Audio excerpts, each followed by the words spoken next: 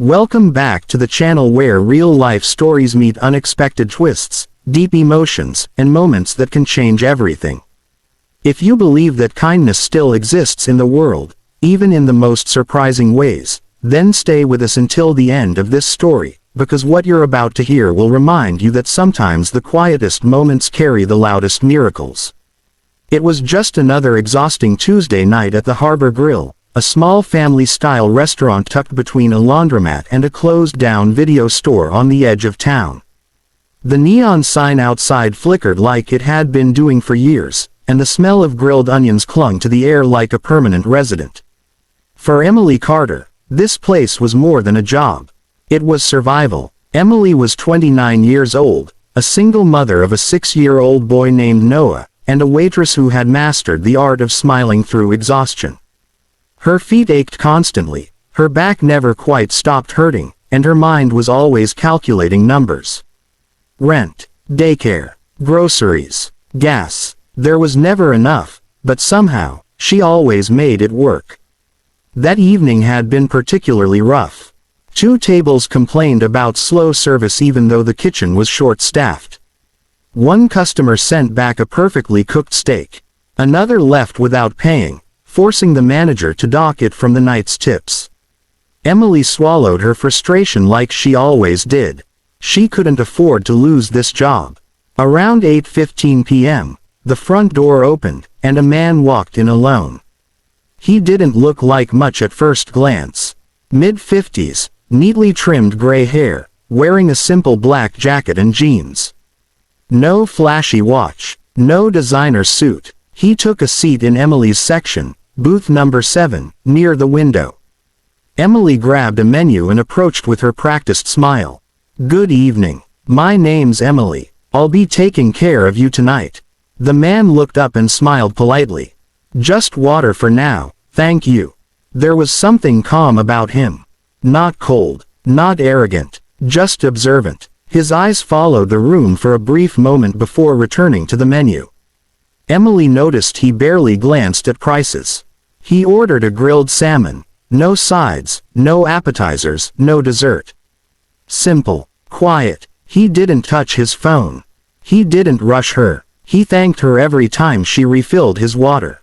Still, something about the table made Emily uneasy, though she couldn't explain why. As the night went on, the restaurant thinned out. The chatter softened. Chairs scraped against the floor as customers left. Emily brought the man his check, placing it neatly on the table with a pen, like she always did. "Take your time," she said. He nodded. "Thank you, Emily." She walked away, already preparing herself mentally. Single diners were unpredictable. Some tipped generously, others didn't. When she returned a few minutes later, the man was gone. The receipt lay on the table.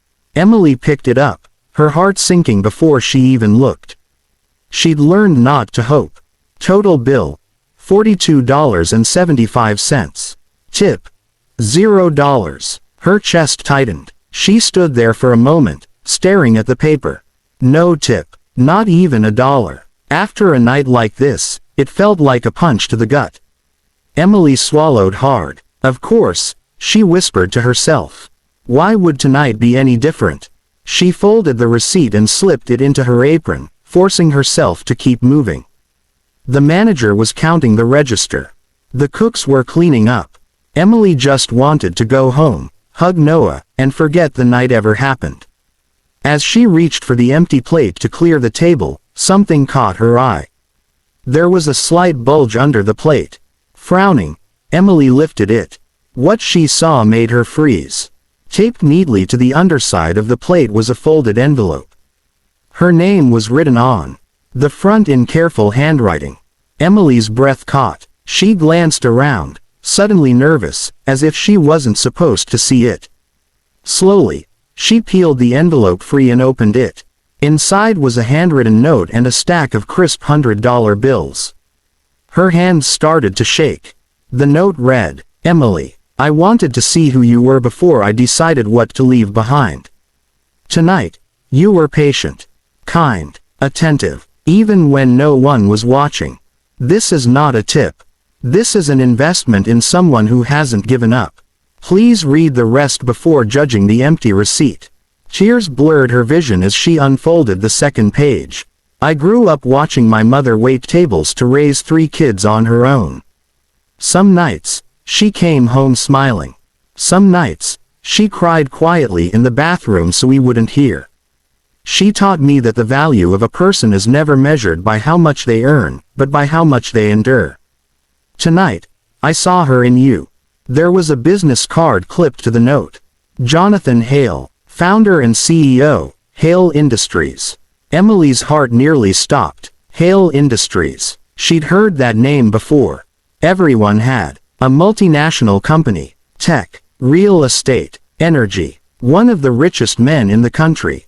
A billionaire. She counted the money with trembling fingers. $10,000. Emily sank into the booth, tears streaming down her face. Not quiet tears. The kind that come from years of holding everything in.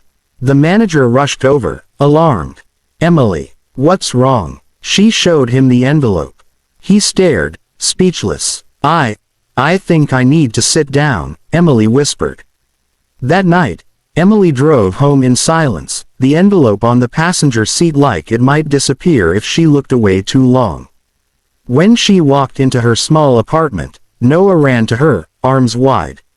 Mommy, you're late. She dropped to her knees and hugged him tightly. It's okay, baby, she whispered. Mommy's here. After Noah fell asleep, Emily sat at the kitchen table and read the note again. And again, and again. She noticed a final line at the bottom she hadn't seen before. If you ever want a different future, call me.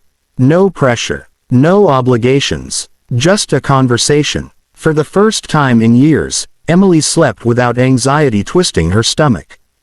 The next few days felt unreal. She paid overdue bills, fixed her car, bought groceries without checking her bank balance every 5 seconds. She even bought Noah a pair of sneakers he'd been begging for but she could never afford. Still, the business card stayed on her fridge, untouched. She didn't want charity, but a week later, her daycare called. Noah had been accepted into a better after-school program she'd applied for months ago, one that cost more than she could afford. That night, Emily picked up the phone. Her hands shook as she dialed. Hello. A calm voice answered. Mr. Hale, this is Emily, from the Harbor Grill. There was a pause, then warmth in his voice.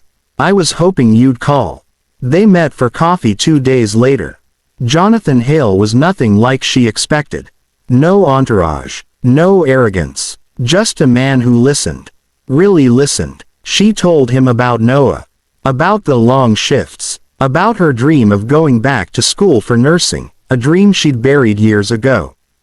Jonathan nodded thoughtfully. I don't believe in handouts, he said gently. But I do believe in opportunity. He offered to pay for her education. Not a loan, a scholarship through his foundation. Childcare support, flexible work connections. Emily cried again. This time, openly. Over the next 4 years, Emily's life transformed. She became a registered nurse. She moved into a better apartment. Noah thrived in school. She no longer counted pennies or skipped meals. But Emily never forgot where she came from.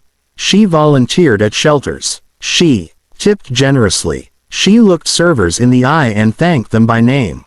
Years later, Emily stood on a small stage at a foundation event, telling her story. I almost judged a man by a $0 tip, she said into the microphone. And I almost missed the miracle hiding under the plate. Jonathan sat in the audience, smiling softly. And somewhere, in a quiet diner, a tired waitress cleared a table, unaware that sometimes, the thing that changes everything isn't what's left on top of the table, but what's hidden beneath it. If this story touched your heart, remember to like, subscribe, and share it with someone who might need a reminder that kindness still exists. You never know whose life you might change, or who might change yours.